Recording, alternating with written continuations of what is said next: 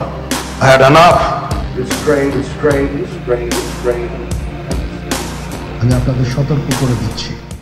21 মে 2025 ঢাকা ক্যান্টনমেন্টের প্যারেড গ্রাউন্ডে সেনা কর্মকর্তাদের উদ্দেশ্যে এক গোপন বৈঠকে বক্তব্য রাখেন বাংলাদেশ সেনাবাহিনীর প্রধান জেনারেল ওয়াকারুজ্জামান। যদিও সাংবাদিকদের সেই বৈঠকে আমন্ত্রণ জানানো হয়নি এবং আইএসপিআর থেকে কোনো আনুষ্ঠানিক বিবৃতি প্রকাশ করা হয়নি, তবুও বিভিন্ন জাতীয় সংবাদ মাধ্যমের উক্ত বক্তব্যের কিছু অংশ প্রকাশ পায়, যা নানান সামরিক সূত্র থেকে পাওয়া হয় বলে দাবি করা হয়। প্রকাশিত বক্তব্যের কিছু মূল দিক ছিল, জাতীয় নির্বাচন অবশ্যই ডিসেম্বর 2025-এর মধ্যে অনুষ্ঠিত হওয়া উচিত।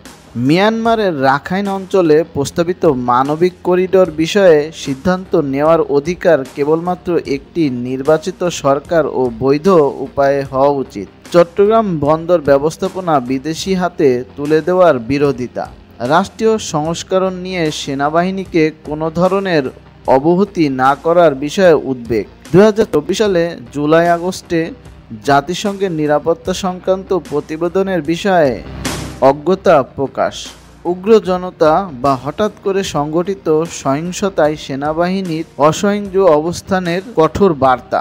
এই বক্তব্যগুলো রাজনৈতিক রঙে রঞ্জিত হিসেবে গণ্য করা হয় এবং তৎকালীনভাবে তা মিডিয়া, নাগরিক সমাজ এবং আন্তর্জাতিক মহলে তীব্র আলোচনার জন্ম দেয়।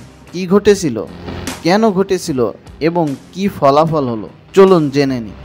21 মে 2025 জেনারেল ওয়াকারুজ্জামান এর বক্তব্য, যা পরবর্তীতে গণমাধ্যমে ফাঁস হয়।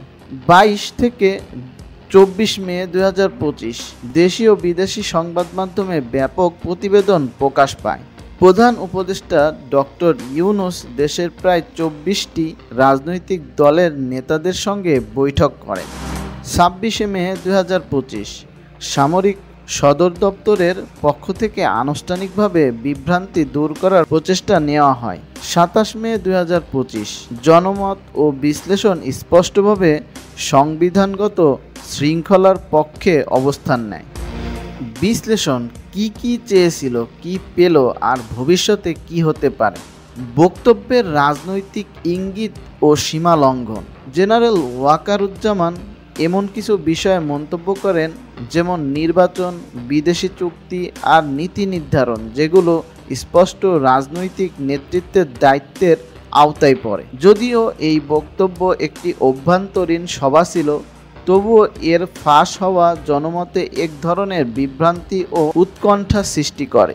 সেনাপ্রধানের একাকিত্ব ও সমর্থনের অভাব, ফাঁস হওয়া বক্তব্য এবং সেটির বিতর্ক সৃষ্টি হওয়াই প্রমাণ করে ওয়াকারুজ্জামান তার বক্তব্যে সমর্থন পায়নি। ইতিহাস বলছে, কোনো সামরিক হস্তক্ষেপ যদি ঘটে তা সাধারণত গোপনে ও শক্তভাবে বাস্তবায়িত হয়, পূর্ব ঘোষণা নয়। ফলে বিশ্লেষকরা মনে করছেন এটি ছিল একটি কৌশলগত চাপ প্রয়োগের চেষ্টা, যা ব্যর্থ হয়েছে। বাংলাদেশ সেনা আইন 1952 অনুযায়ী সম্ভাব্য লঙ্ঘন।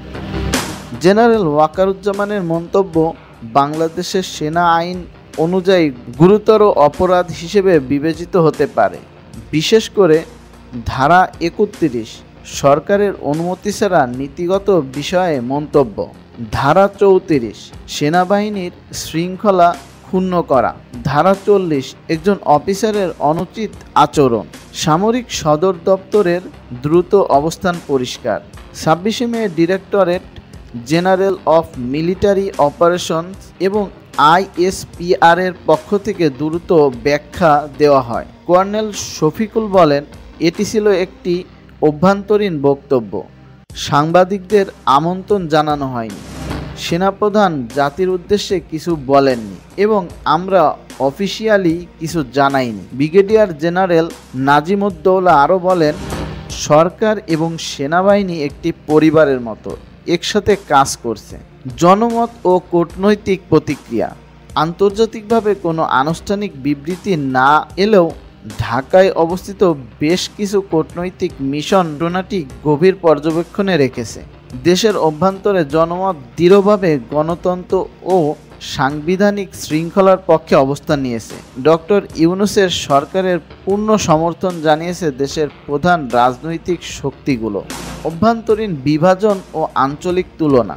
জেনারেল ওয়াকারুজ্জামানকে একটি বিশেষ গোষ্ঠীর অংশ হিসেবে দেখা হচ্ছে, তবে বিশ্লেষকদের মতে এই গোষ্ঠীর প্রভাব সীমিত এবং সেনাবাহিনীর মূল অংশ এদের সমর্থন করে না। এমনকি প্রাক্তন সেনা কর্মকর্তারাও এ বিষয়টিকে সেনাবাহিনীর নীতির পরিপন্থী বলে মনে করছেন। ওয়াকারুজ্জামান এর পরীক্ষামূলক অবস্থান বাংলাদেশের গণতন্ত্রের জন্য এক গুরুত্বপূর্ণ উপলক্ষ হয়ে উঠেছে। এর মধ্য দিয়ে স্পষ্ট হয়েছে সাংবিধানিক কাঠামো থেকে সামান্য বিচ্যুতিও দেশের জনতা ও প্রতিষ্ঠানগুলো মেনে নেবে না। বলা যায় সেনা সদর দপ্তরে ত্বরিত ও পরিপক্ক পদক্ষেপে পরিস্থিতি স্থিতিশীল রাখতে সহায়তা করছে, আর ডক্টর ইউনূসের কৌশলগত রাজনৈতিক সংলাপ এই মুহূর্তে তাকে আরও বেশি দৃঢ় ও সম্মানিত অবস্থানে নিয়ে গেছে।